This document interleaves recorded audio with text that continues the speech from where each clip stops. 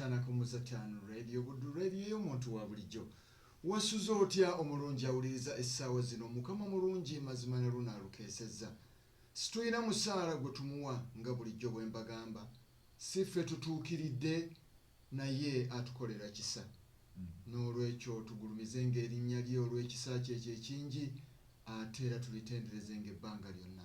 Ndi muzzukulu wa Nviiri Ndawula Albert okubeera nga mbaaniriza bwe ntyo mu nteekateeka yaffe enayitibwa yeebazibwe Mukama.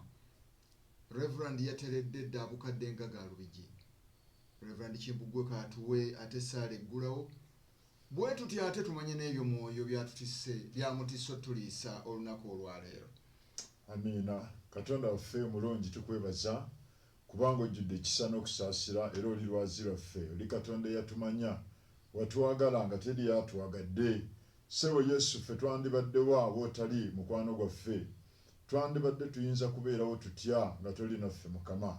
Kyetuva tukuwa ekitiibwa olunaku olw'olwaleero twogera mu Zabbuli 118 nga bweyogera nti leero lwe lunaku lw'okoze Mukama tunaalusanyukiramu tunaalujagulizaamu era tunaalabiramu ekisa ekiva gy'oli gwe Katonda wa Ibulayimu ne Isaaka ne Yakobo ekigo kyaffe eky'amaanyi atalumbika mubi yenna. Tukuwa ekitiibwa tukuyimusa tukugulumiza okusinga byonna. Oli mutukuvu era oli mwesigwa. Jangu oyogereko naffe n'olwaleero ebyandiikibwa byogera nti buli ku makya ekisa kyo kiba kijja ne leero tukkiriza nga ekisa kyo Mukama weekiri okutubeera era okututwala mu maaso. Tukwaniriza gwe omulwanyi w'entalo zaffe. Tukwaniriza gwaweera atafa naye abeera omulamu nnyini eggulu. Katonda eyaliwo aliwo era agenda okubeerawo. Otusisinkane nga tugabana ekigambo kyobe ng'otambula mu ffe ng'owonya abalwadde ng'ozzaamu amaanyi abatalina maanyi abaweddemu essuubi nga bawulira obulamu bwabwe bukomye. Taata otandike olugendo olujja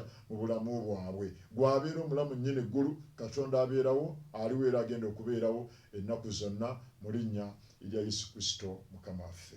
Amiina. Amiina. Ku 98.85 Radio Good Radio y'omuntu wa bulijjo. Gwabadde munnange ng'obadde wakazuuku kubadde okyanaabako mu maaso ndowooza omaze okubeera ng'otweyungako ate tusobola okubeera nga tugendera kumu ate mu kuyigiriza kuno. Reverend tusoose otolere ate ebyo mwoyo bye yakusuuzizza ku mmeeme. Amiina. Erinnya lya Mukama lyebazibwe.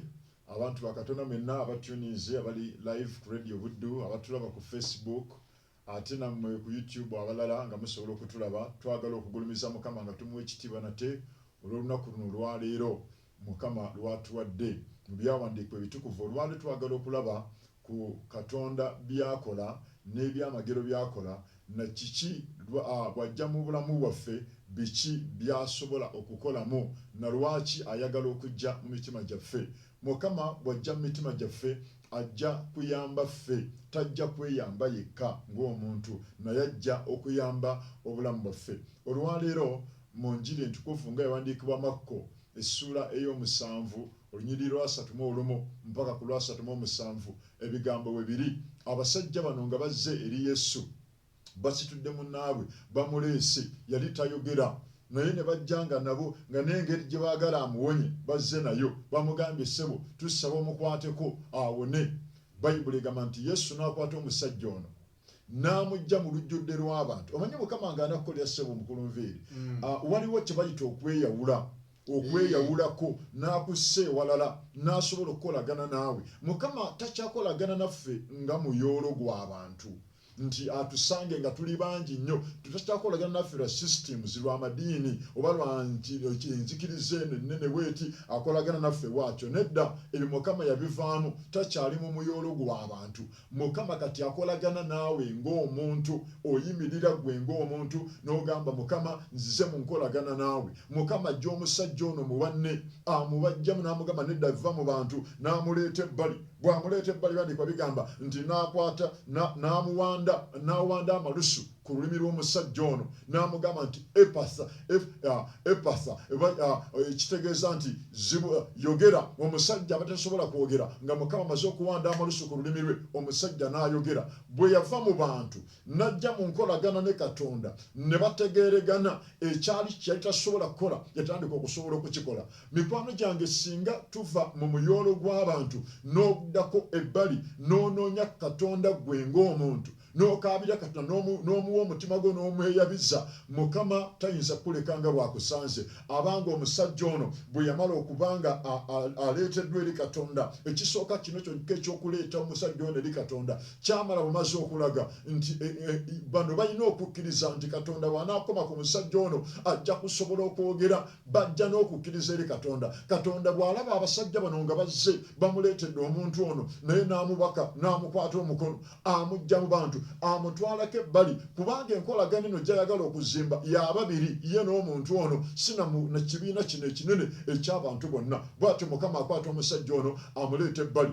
Bayibuli etugamba nti bw'amutuusa ebbali awanda amalusu ku lulimi lw'omusajja ono, omusajja olulimi ne lwetaggulula n'atandika okwogera bulungi ng'abantu abalala bonna. Waliwo abantu ng'oyagala naawe okukola ebintu ebirungi, oyagala naawe okubeera mulamu obulungi, oyagala okubeera mulamu obweyagaza, abamu tonnafuna akuleeta eri Yesu, naye kati nze nzize olwaliro okusembeza gy'ogenda okukwatira ku musajja agenda okukyusa ebyafaayo byo. Omukazi ono omulala ayogerako mu Makko essuula ey'okutaano, Bayibuli emwogerako omukazi ono mu Makko essuula 5:25 nti yagamba mu mutima gwe munda, bwe nnaakoma bukomi ku kyambalo ky'omusajja ono Yesu, bwe nnaakwatako nja kuwona. Yajja n'okukkiriza muli, era enkolagana aliwo wakati w'abantu bano bameka? Babiri.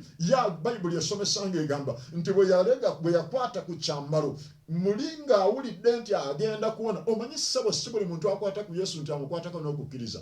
Waabwe waaliwo abantu bangi nnyo kubanga jjukira Yesu yali agenda wa Yayiro kuzuukiza muwala wa Yayiro yali amaze okufa. Kati mu position awo ng'omukazi ataakoze na appointment na Yesu n'abiyingiramu n'afuna ekyamagero kye. Omukazi n'ajja akoma ku kyambalo kya Kristo bw'amala mukomako, omukazi n'awonerawo. Yesu n'awulira nga amaanyi gamuvuddemu kubanga yamukwatako n'okukkiriza. Mukama ayagala connection eyo gy'ojja n'osisinkana Katonda ng'okkiriza nti nga bw'omusisinkanye togenda kusigala kyekimu. Ate nga nkulayirira tewali asisinkana Yesu nakukkiriza n'amuviirako awo engalinsa. Buli ajja igwe mukazi gwali mu nnyumba awo omusajja gwandaba ali wantu wonna ng'osobeddwa tomanyi kiddako, njagala oyite Yesu mu mbeera eyo mwoli agiyingiremu musisinkane gwe naye ogenda kugijjamu ekiramu. Ne bwe lunaaba lwazi ojja kulugjamu amazzi ag'okunywa. Bayibuli egamba nti Yesu waatunula emabega, omukazi ono ng'akankana atidde muli mu mutima gwe atidde, agamba bannange naakola nkutte ku Yesu ndabye mponye. Yesu abuuza ani ankutteko? Kubanga mu muyolo gw'abantu abangi abaaliwo waaliwo eyajja okukwata ku Yesu n'ekigendererwa, era Yesu yamulaba.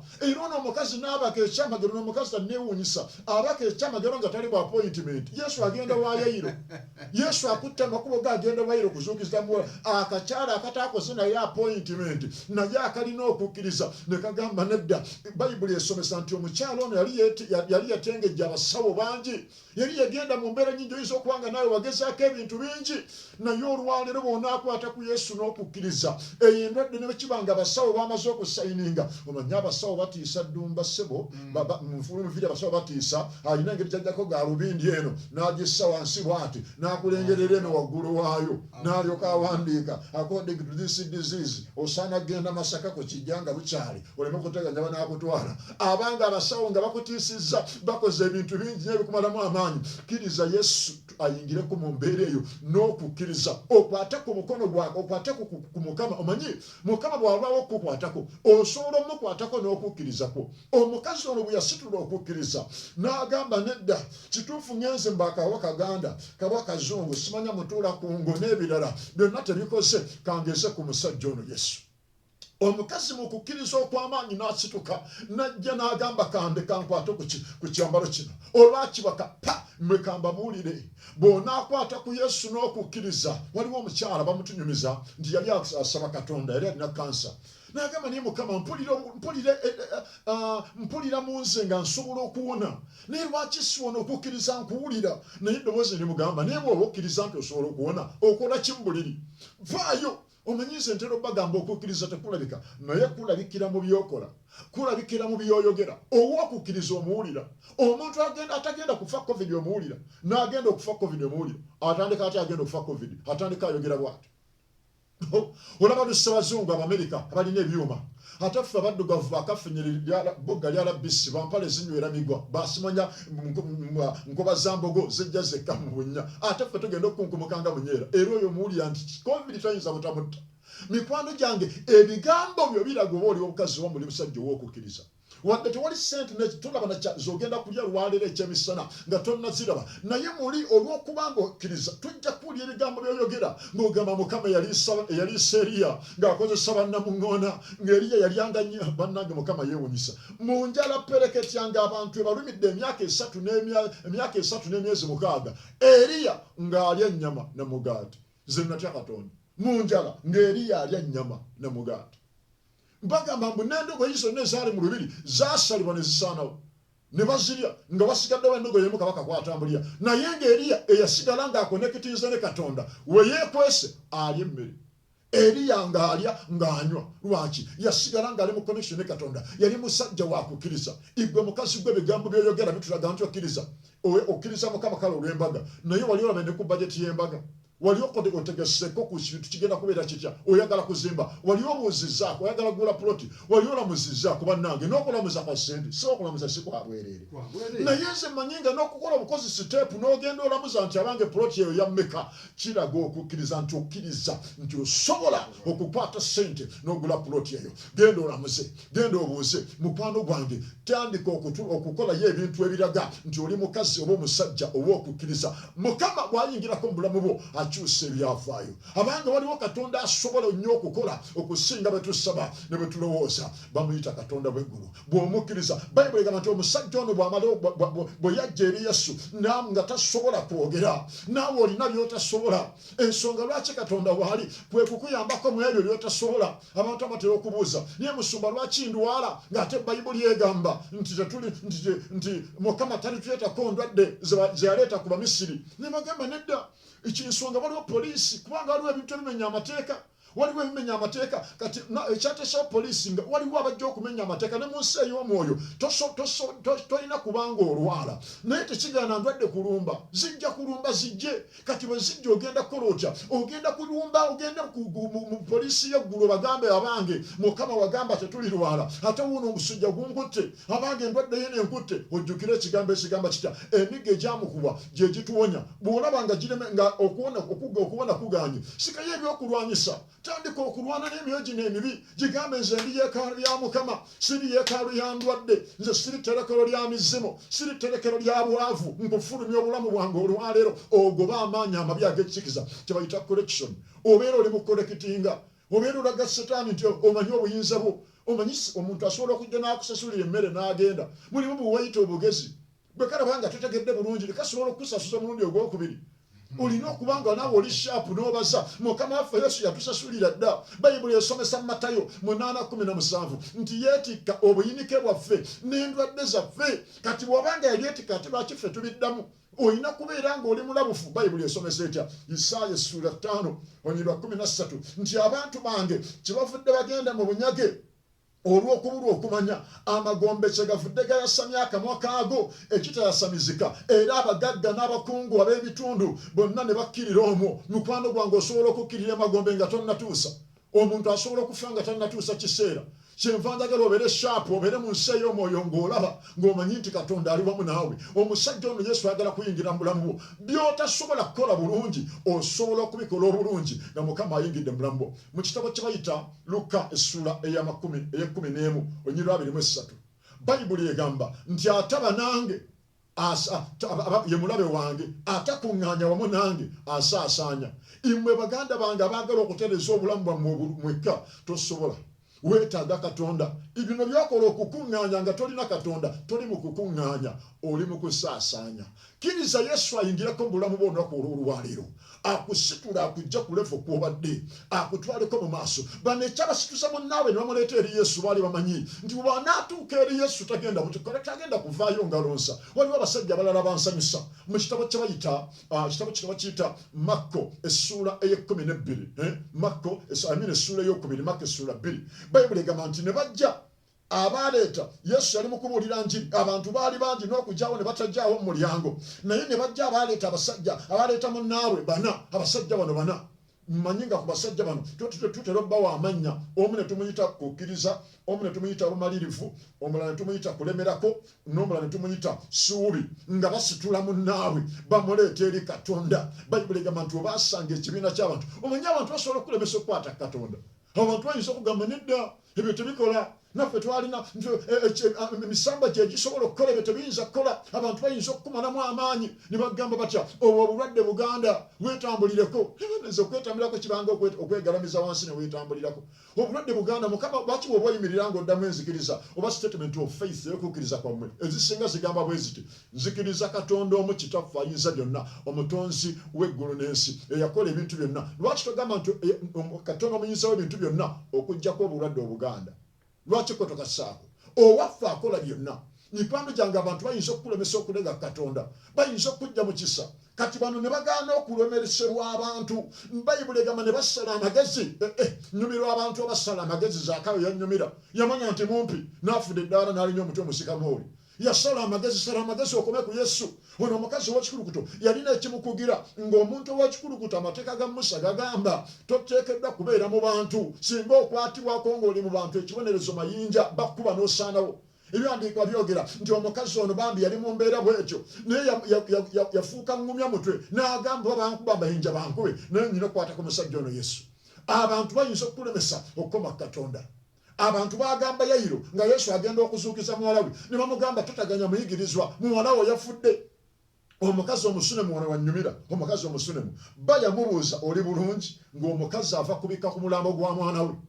Omwana gwe yazaala mu bukadde ng'ava kumubikkako, nakkirira mu lusuku n'agamba omwami ŋŋenda kulaba musajja wa Katonda. N'amubuuza kiki mirembe, n'amugamba byonna biri bulungi taata w'abaana, naye ng'omulambo agolese mu nnyumba. Ono omukazi nkyamwewuunya, yali mukazi wa kukkiriza ng'amanyi nti Katonda yamuwa omwana yagenda omuzuukiza okumujja mu kufa. Katonda yakuwa omwami gwe mukazi gwe, omwami oyo yatabuka n'avaawo n'agenda n'atandika enguuli n'akomawo n'awagala ejjambiya n'akutisatisa okutebako omutwe. Katonda yakuwa omwami akyaliyo.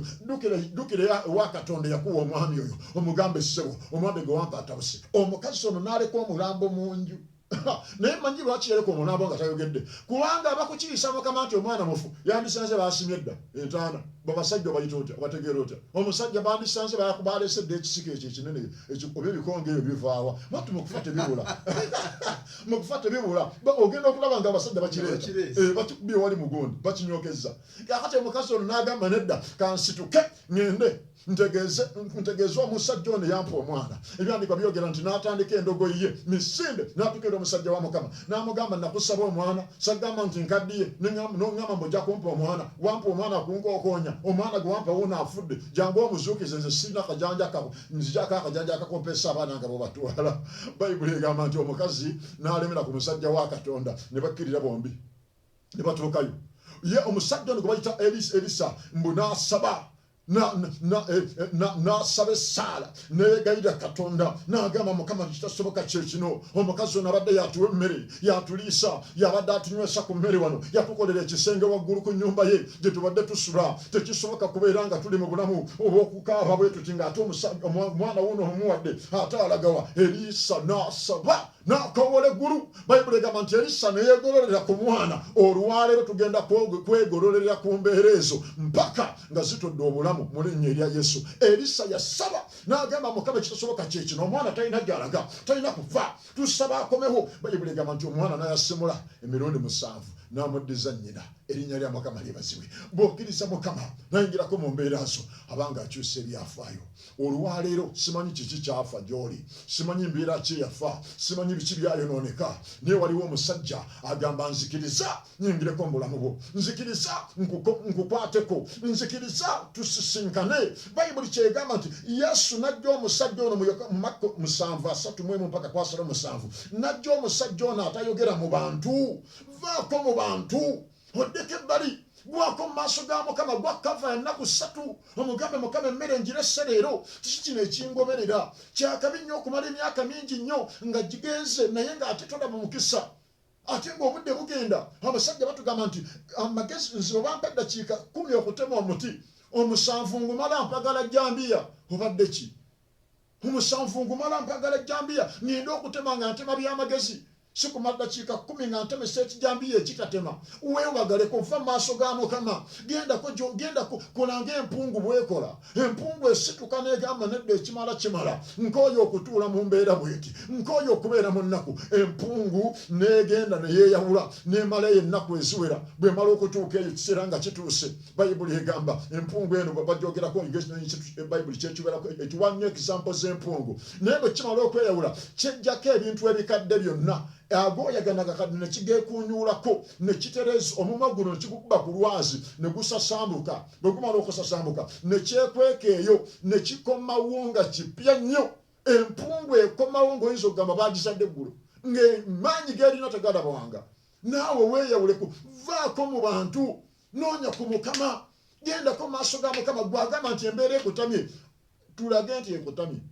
Mu Yokaana 5, Yesu asisinkana omusajja ali ku kigango. N'amugamba omusajja yali akamala emyaka 38. Yesu n'atulira omusajja ono nga tamutegeera. N'agamba Katonda wange, omaze emyaka emeka wano? Emyaka 38. Yesu n'amubuuza, naye oyagala okuwona? Ekibuuzo ekyo kyaki?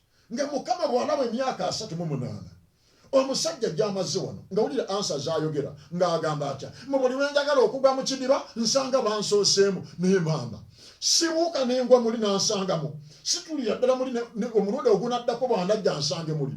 Naye bannange emyaka 38 baboosadde babeera bazadde abaana ne basoma ne bagenda ku yunivasite ne babatikkira ne bakomawo ne bazaala. Omuntu w'emyaka 38 asobola okuba n'abaana 7 aba azadde bulungi ku sipiidi. Naye ng'omusajja akyali ku kidiba wali. Yesu era omusajja ono n'amugamba, naye omusajja gw'oyagala okuwona? Myaka 38 nga tolina kyokolawo. Waliwo abantu abokyezza emyaka, amaze emyaka 38 obulamu bwesiba. Naye ne bw'omugamba tufune ennaku 3 tusiibe, tugweko mu maaso ga Mukama tunoonye Katonda atubikkulire kiki ekikugoberera ate atulage n'amagezi ag'okukiwangula. Bannange nga gamba ndi bize, asigala ali bize mu mirimu gye, asigala ali bize mu bintu bye. Mikwano gyange abampuliriza olwaleero, akaseera katuuse, tuyimirire mu maanyi ne mu mafuta ag'Omwoyo Omutukuvu tusobole okwerwanako, tusobole okuwangula ebadde bituwangula. Olwaleero kkiriza Mukama ayingireko mu bulamu bwo, abange kkiriza Katonda asobola. Abasajja bano abaaleeta munnaabwe ng'akoozimbe mu Makko 2, Bayibuli egamba nti Yesu bwe yalaba okukkiriza kwabwe. Come on, Yesu yakola ki?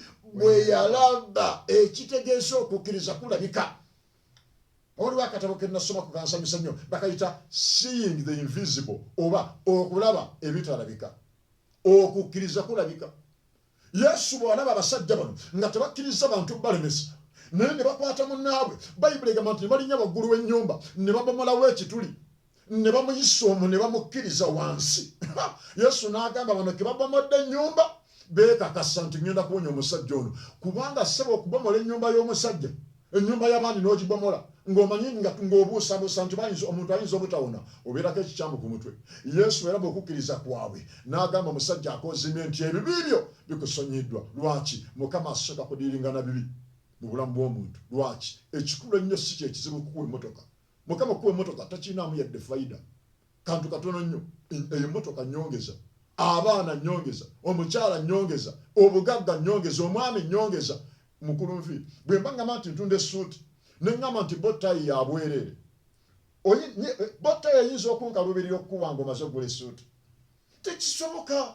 Bino byo byangu nnyo ebisigadde. Mukama kyava atugamba Matayo 6:33 musooke munoonye obwakabaka bwa Katonda n'obutuukirivu bwe, ebisigadde byonna binaabongerwako. Kasita osooka n'ofuna Katonda n'onyweza Mukama, bino ebisigadde nnyongeza bigenda kwereeta. Yesu yalaba omusajja ono nga wakukkiriza, bamuleese bamutuusiza mu maaso ga Mukama, n'amugamba musajja gwe okukkiriza kwo kukuwonyeza. Mikwano gyange, omusajja n'ayitika ekitanda ekibadde kimwetisse okumala ebbanga n'atambula. N'ole yali ku kigango, Yesu n'amugamba nze ayimiridde mu maaso go wano, gobadde owooza mbu tolina akusuulayo, naye nkugamba weeteke ekitanda kyo otambule. Yesu yayingira mu bulamu bw'omusajja mu sekendi ntono nnyo, mu ddakiika ntono nnyo. Ekirwadde ekimaze emyaka 38 Mukama n'akigobera mu ddakiika. Ekyo ekikumazeeko emyaka 4 mukazi gwe musajja gwe, obugumba obukumazeeko emyaka, bw'onaakwatagana ne Yesu olwaleero n'omukwatako n'okukkiriza n'oyingira mu nkolagana naye, agenda kiwonyeza mu ddakiika. Nga twagala okumaliriza akatundu kano, njagala twogera ku musajja gwe bayita Sawulo mu kitabo kye bayita Samwiri ekisooka essula 9. Bayibuli esomesa mu ssula ey'omunaana nti abaana ba Isirayiri ne basaba Katonda ne bagamba Mukama ono tebasaba na Katonda bayire, bagamba Samwiri okaddiye. Ne batabani bo tebabitegeera bulungi. Abasumba kyenva mbagamba fuba nnyo ku famireyo, bw'oba ovuddewo tulekerewo anaagenda mu maaso. Kinyuma nnyo mu baana bo obenko agenda okusigaza omukululo, agenda okusigaza manto ey'ekisa kya Katonda ku bulamu bwo. Naye mbo abatabani nga tebabitegeera. Kati bano abasajja ne bagamba Samwiri, ne bamugamba ffe tukulaba okaddiye, tuwaayo omusajja tufunire kabaka, naffe tubeere ng'amawanga amalala. Owulira, omwana wa Mukama weegomba okubeera ng'amawanga amalala. Bino byendaba abantu bakoppa ensi. Iffe tetukoppa nsi. Bayibuli esomesa nti twagalanga ensi. Ensi tutegeeza sisitimu, enkola, omulembe ogwakyama. Mukama waffe agamba tetulina koppa nsi, temuli kalungi konna, ensi erina koppa ffe. Ffe tulina giwa ekyokukola, ensi ekoppa ffe. Si ffe tukoppa ensi. Abange bagambye ate kuwandula, balina okuleeta omwenge, balina okuleeta ki, ate kati bannange batujja kuswala. Ensi byeyogedde, ate lwaki ojjawo Katonda byayogedde? Si bo bagukwata ne bafukako ku ttaka bwe bati. Bannange bajjajja abaafa wadde temuli ku mukolo guno, nammwe mugufiiringire eyo, ne baguyiwakawo ku ttaka. Bali ne banywa, ne balyoka n'emisamba gigolokoka. Bajjajja baafa tebazadde ku baana, bajjajja baakola ki, bonna ne balumba omukolo. Lwaki? Igwe oyagala okukola ng'okusanyusa abantu. Tetusanyusa nsi. Ensi si gye tusanyusa. No, Katonda gwe tusanyusa. Befeso 5:10 Bayibuli egamba nti munoonye mukebere Mukama kyayagala bwe kiri, mukole Katonda kyayagala. Abange ffe tetusanyusa nsi. Bano bakoppye mbu nabo babeere ne kabaka ng'ensi ng'amawanga amalala. Samwiri n'abagamba, Mukama n'agamba Samwiri bagambe nti tebaganye gwe, baganye nze. Era kituufu manyi baganye nze nga kabaka waabwe. Abantu ne bagaana Mukama. Naye Mukama n'abagamba kabaka gwe mugenda okulonda agenda kubatwalako abakazi bammwe, agenda kuwamba abaana, agenda kuwamba obugagga, ebintu byonna agenda bibatwalako, agenda banyigiriza. Munankaabirira okumubajjako nga sitasobola mubajjako. Mukwano gwa Mukama, sigaza Katonda nga ye kabaka wo, towaayo bulamu bwo okufugibwa kintu kyonna kyonna. Kabaka ono bambi bamaze okubba, Mukama amaze okukkiriza, kaakati bafunye kabaka. Naye nze ndagala kwogera kabaka oyo, soogera ku kabaka ng'amwagala ennyo oyo mu kiseera ekyo yayogerwako, naye njogera ku sisitimu yakozesebwa okumulonda. Kabaka ono mbu yabulwako mu kiseera nga nnamba kufuuka kabaka Sawulo, yabulwako endogoyi n'atandika okuzinoonya. Naye bwe banoonya endogoyi ne zibula. Waliwo abantu abanoonyeza ssente nga zibuze bannange, olimye ku bbiriŋŋanya ne birema, walima green paper n'ogendako kugundi okutunda emivumba, maama kesisi eneekukwata, bwonna niye butwala bwe wali okozeewo, n'ogamba bannange kaakati ngenze mu kutunda manda, wali wakagatandika abannema ne bayingirawo, ne bakagamba kwetula baakutte ku muti, bannange buli kyewagezaako kyagaana. Abamu wawanika, oli mu nnyumba ogamba nze bannange Katonda namuvaako, ssente nazimusonyiwa, namuleka nga wakita wakivaako. Njagala kwogerako naawe okuzzaamu amaanyi nti abange tobita towanika wakyaliwo essuubi mu linnya erya Yesu wakyaliwo essuubi babeera bati mu kunoonya endogoyi zino mu kitabo kino tuli mu Samwiri ekisooka 9 omu ku baali berekeddeko Sawulo n'awulira Sawulo ng'agamba bw'ati n'agamba munnange tuddeeka kitange ayinza okulekeraawo okweraliikirira endogoyi n'atandika okweraliikirira ffe abantu tuddeeka tuziveeko naye omusajja oli yalina Sawulo namwagala yalina amagezi n'amubuuza n'amugamba naye wano tewaliwo omusajja wa Katonda gwe tuyinza kubuuza owulira omusajja ono agezaako okuyingizaawo elementi ya Katonda mmwe abasomeddwa teweewa butwa teweeyokya byempulira mugamba mbukanfe mpone ennaku omanye ennaku eri mu Geyeena gwe ofa wona ennaku omanye ennaku eri mu Geyeena ofudde nga weetuze bwetuzo zonyiza ogenda mu ggulu oba ogenze mu Geyeena oba ofudde mu muliro mu flying pan n'ogwa mu muliro abange tunoonye Mukama ono omusajja n'agamba bannange tunoonya endogoyi zibuze noonya ssente zibuze naye tewaliwo omusajja wa Katonda mu kitundu gwe nnyinza kusaba gwe tuyinza genda tutegeeza ne bagamba nti waali ne bagenda bamusisinkana Bayibuli egamba nti omusajja wa Katonda ng'ekiro eggulo limu Mukama yamulabikidde dda n'amugamba nti waliwo omusajja agenda okujja bamuyita Sawulo oyo gwe nnonze gwe yagenda okubeera kabaka w'abantu bano nga bwe baasabye kabaka Bayibuli egamba nti Samwiri n'agamba Sawulo nti teweeraliikirira endogoyi z'obadde onoonya zirabise n'ekitiibwa kyonna n'ebintu byonna ebiyaayaanirwa mu nsi eya Isirayiri byonna bigenda kubeera mu mukono gwo lwaki Katonda bw'ayingira mu mbeera zo abange bikyuka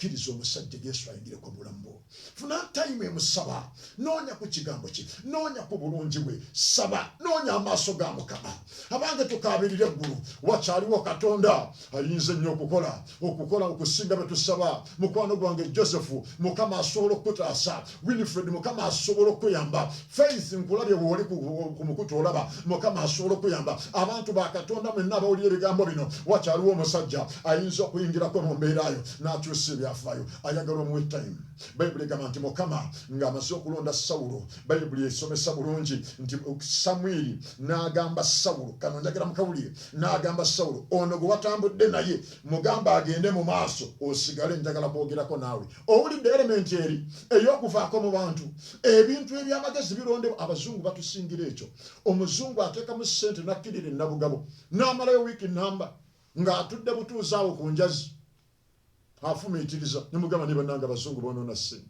mubalaba busanke maama si busanke bwe balaba banoonya ideas empya afumutuka ku nnyanja awo n'akola bizinesi n'etunda buli muntu neyewuunya okweyawulako Samwiri agamba omusajja ono genda kulembera Sawulo asigale kubanga kyeŋŋenda okukola kyababiri it is a person to person experience tugenda kubeera nga tumutegeeza Mukama byamugambye n'afuka amafuta ku Sawulo n'afuuka omuntu omulala ekyo kibeerawo bw'oyingira mu nkolagana ne Katonda akufukako amafuta mukulu nviri gategeeza the ability to perform Mukama wambala okufukako amafuta otandika okukola byotasobola ebyalema bajjajjaabo bitandika okusoboka mu maaso go kubanga omaze okutegeera Katonda Musa yayogera bw'ati mu Kuva 33:11 n'agamba nti Mukama bw'oba togenda genda naffe totusindika kuva wano kinaategeerwa tukitya nti tuli banjawulo ku bantu abalala